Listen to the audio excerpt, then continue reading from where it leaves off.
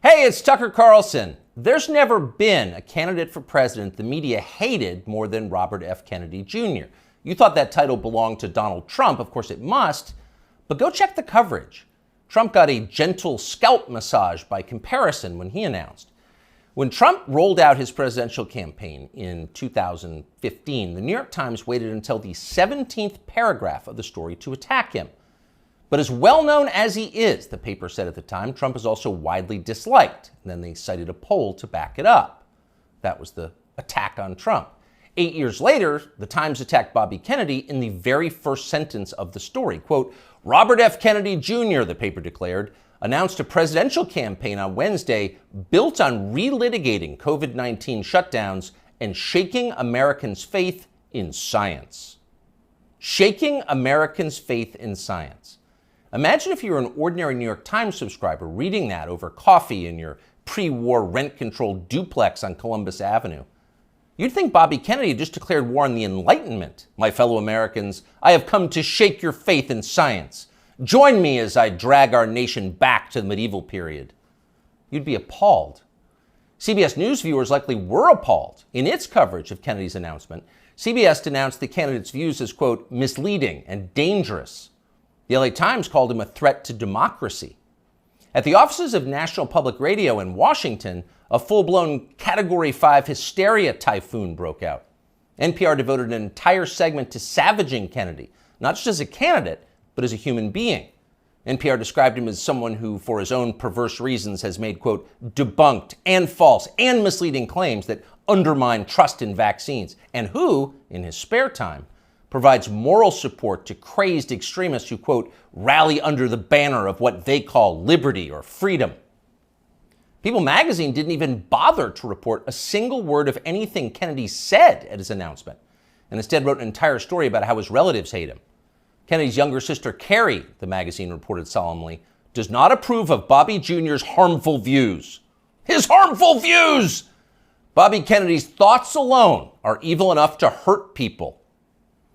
That's been the tone of the media coverage around Bobby Kennedy Jr. for the past 18 years, since July of 2005. That's the moment that Kennedy published a magazine article suggesting there might be a link between the rise in diagnosed autism cases and the ever-expanding schedule of mandatory childhood vaccines. The day that story was published, Kennedy's reporting was considered so solid that two outlets ran it simultaneously, Rolling Stone and Salon.com. Unfortunately, neither one of them understood what they were up against. The pharma lobby rolled out the most ferocious public relations campaign in memory, and both publications swiftly caved. Both pulled the story and then disavowed it, groveling as they did. No one in the national media bothered to explain why autism diagnoses had skyrocketed. If it wasn't the vaccines, and maybe it wasn't, then what was it? To this day, there has not been a convincing explanation. Instead, reporters just attack Bobby Kennedy. They've called him a lunatic and a Nazi. Instagram shut down his account. YouTube just last week pulled down a perfectly reasonable interview he did with Jordan Peterson, citing unspecified misinformation, and so on. Kennedy became the most censored famous person in the United States. At this point, most Americans have heard a lot more about Bobby Kennedy Jr. than they've heard from him. He doesn't get many offers to speak from big platforms. But last week, Joe Rogan gave him one. Here's some of what he said. Why do 5 of my 7 kids have allergies? You know, and of course we know why, because aluminum adjuvants give you allergies. They're designed to make you, to create a hyperimmune response to foreign particles. And the last category is, the allergic diseases, peanut allergies, food allergies, eczema, which I never knew anybody with eczema when I was a kid. I never, asthma, I knew people with asthma, but it wasn't 1 in every 4 black kids like it is today. So, all of those things. Now, we went from 6% of Americans having chronic disease. By 1986, we're starting to have the vaccines, and we got and 11.8% of kids now, so it's doubled. Why do 5 of my 7 children have allergies? Now, we don't know the answer, of course, But it's an interesting question. In fact, it's an important question that deserves an adult answer, not that you should hold your breath waiting to get one. Bobby Kennedy asks a lot of questions like that. He notices things. Kennedy pays attention to the world around him, and he wonders why it's changing. He's an outdoorsman, a falconer, and a fly fisherman. He's interested in how nature works. He's curious. Not so long ago, these qualities were considered essential to the practice of science. All scientific discovery comes from observation, empiricism, patient watching. Without the willingness to put aside your pre-assumptions and assess with honesty the things you see and touch and smell, the changes taking place right in front of your face, you can't do science. You can't create art either, or journalism, or theology. You have to be willing to notice the obvious. And when they tell you you're not allowed to notice the obvious, you should be concerned. Imagine you're on a commercial airline flight. The plane is just leveled out at 37,000 feet. You're closing your eyes for a nap. And suddenly you smell smoke. And it's not your imagination. You can see it. It's starting to fill the cabin. All around you, people are hacking and choking. The guy in the next seat has a napkin pressed against his mouth, and he's mumbling what sounds like Psalm 23. Yea, though I walk through the valley of the shadow of death. So clearly, the airplane is on fire. But almost unbelievably, no one has said a word about it. Not a single person is acknowledging this is happening. Everyone is silent. So in panic, you yell for the flight attendant. There's smoke in the cabin, you say, as if she hasn't noticed. But she stares at you with hard eyes. Shut up, racist, she replies. That's a dangerous Russian conspiracy theory. Stop spreading misinformation or I'll call TSA and have you arrested when we land. That sounds like a fever dream, but it's also pretty close to the experience of living in the United States at the moment. All around you, things seem to be fraying and getting worse. Your gut tells you there's something very bad going on, and all the evidence suggests that there is. But the people in charge won't acknowledge that. Everything's fine, they scream. Stop noticing. But wait, I don't remember this many kids having allergies or asthma or eczema or autism or, for that matter, body dysmorphia. And why so many suicides? What's going on here? Shut up, stop asking questions. That's their answer. But Bobby Kennedy won't stop asking, and that's why they hate him. As Kennedy spoke on The Rogan Show, a reporter for Vice.com called Anna Merlan was watching. Merlan was so enraged by what she saw that she dashed off an article attacking Joe Rogan's employer for allowing the conversation to take place. Spotify has stopped even sort of trying to stem Joe Rogan's vaccine misinformation, read the headline. The piece never even described much of what Bobby Kennedy had actually said. Merlan dismissed the entire interview as, quote, a detailed survey of Kennedy's most dangerously incorrect views, a far too extensive list to outline in full. In other words, we here at Vice don't have time to describe all of Bobby Kennedy's lies, but trust us, they were lies. Then Merlan called Spotify to see if she could get the episode censored. Much to her profound frustration, Spotify refused to censor the episode and kept the interview on its website. So she spent the next several days ranting about all of this on Twitter. People were listening to the wrong things, and Anna Merlan was mad about it. So was Peter Hotez. Hotez is a pediatrician from Texas who became moderately famous on MSNBC during the COVID lockdowns as a Biden shill and a vaccine promoter. Hotez read Anna Merlan's piece and then huffily retweeted it. Effectively, why is Bobby Kennedy allowed to talk in public? And that gave Joe Rogan an idea. Why not have Peter Hotez debate Bobby Kennedy on his show? You claim he's wrong. Why don't you explain why he's wrong? That seemed fair. But Hotez wouldn't bite. So Rogan offered to give $100,000 to Hotez's favorite charity if he agreed to come on. Soon others made their own pledges and the pot swelled to over $1 million. But still, Peter Hotez wouldn't come.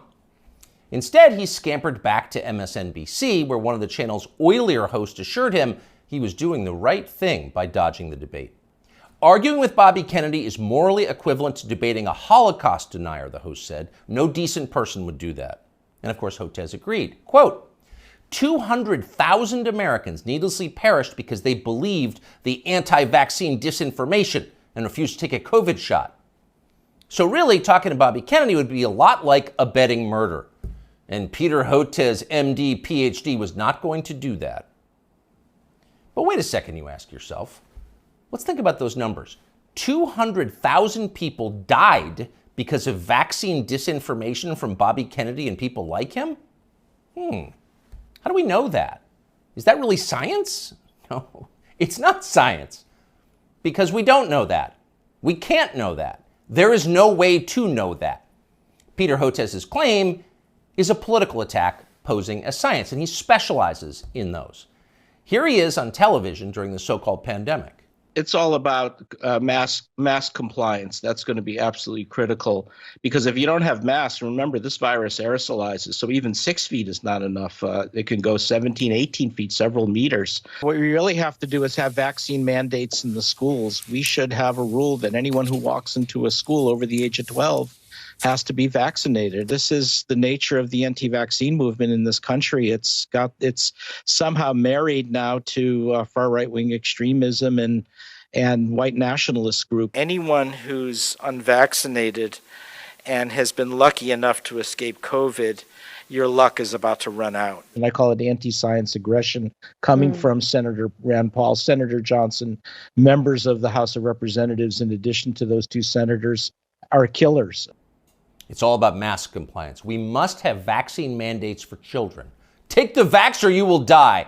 Anyone who disagrees with me is a white nationalist and a killer, and probably an agent of Putin. Do we say probably? Let's revise that. Certainly an agent of Putin. Again, here is Dr. Peter Hotez.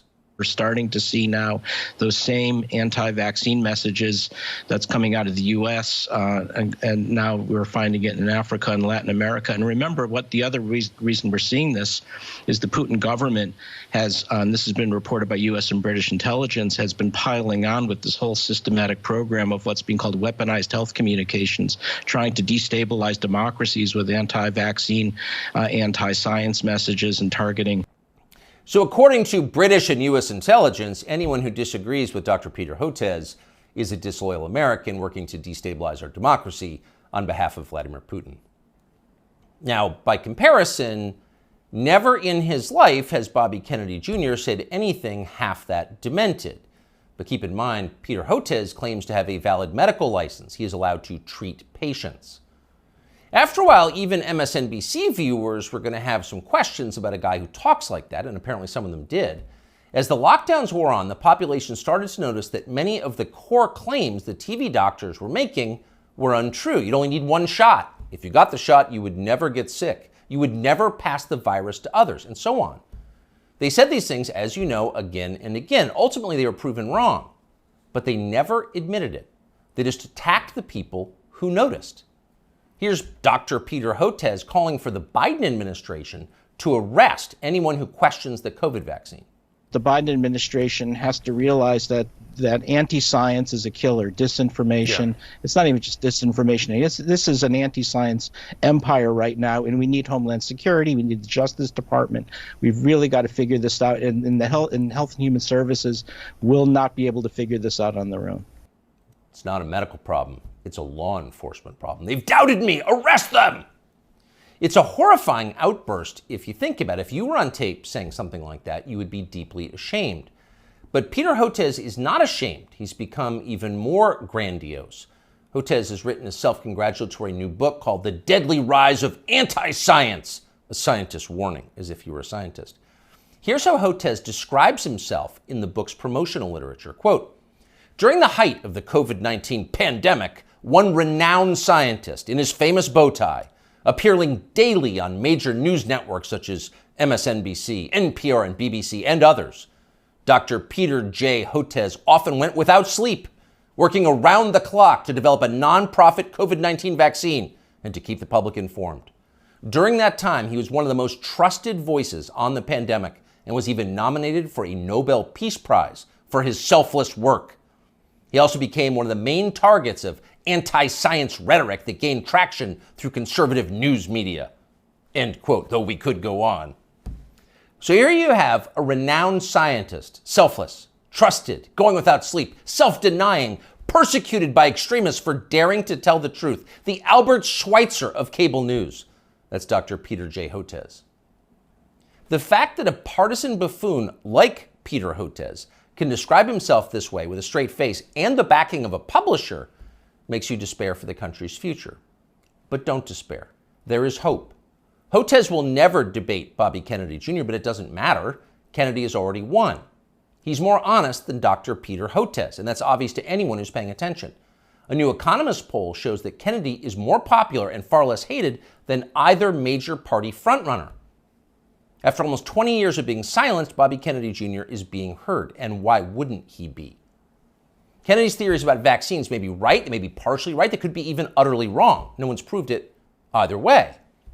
But what we can say with certainty is that America's medical establishment has beclowned itself for all time. Its official positions on vaccines, psychiatric drugs, puberty blockers, reassignment surgeries, a long list of other politically fashionable priorities have no connection whatsoever to legitimate science. It's all effectively witchcraft. At the annual meeting of the American Medical Association in Chicago last week, for example, delegates issued a statement attacking the body mass index as a tool of, quote, racist exclusion, which has caused historical harm. Next year, they will denounce thermometers and stethoscopes. They're insane. Compared to them, Bobby Kennedy is a mainstream figure, and people understand that. That's why he's winning. And you know he's winning by how his critics are doing. So just 4 years ago, Anna Merlan was regarded as an important expert on conspiracy theories and misinformation. She'd written a book on the topic. Here she is talking about it. I've always thought that in the case of conspiracy peddlers, it's not necessarily a super profitable enterprise to ask whether they really believe it or not, because I don't know what's in their hearts. I don't know what's in their minds. All I know is what they spend their time doing, which is promoting conspiracy theories. In the case of ordinary people, conspiracy consumers, and most Americans are, to some degree, consumers of conspiracy theories. All the studies that we have show that like 1 in 3 Americans believe in some conspiracy theory to some extent. For the people in the very sort of deep end of the conspiracy pool, people who are consuming a lot of conspiracy content, I think it's really important to look at the way it helps them make sense of the world and make sense of our political moment and make sense of a lot of times like what's happening in their own lives. All the studies that we have show that like 1 in 3 Americans believe in some conspiracy theory. Huh? You'll notice the upspeak, the rising inflection at the end of the sentence. That's a familiar tick in Brooklyn. It's designed to turn a declarative sentence into a question and thereby belittle the listener. Do you follow me? Is this too complicated for you? So the lady in the nose ring wants you to know she's smart, but she's not. When Merlan recorded that interview, Vice, where she now works, was valued at more than $5 billion. Genius investors like James Murdoch were showering the company with money. Everyone wanted in on the future of media, which was uptalkers like Anna Merlan lecturing you about racism and misinformation. But that has changed. Last month, Vice filed for bankruptcy. Anna Merlan is still on Twitter screeching about how her critics are transphobic, but nobody cares. Nobody wants to hear from Anna Merlan anymore. The gatekeepers are transparently ridiculous. Everyone can see that. People have started to notice. Younger people say the news is full of lies. President Kennedy's motorcade. 239 people. The death of Jeffrey Epstein.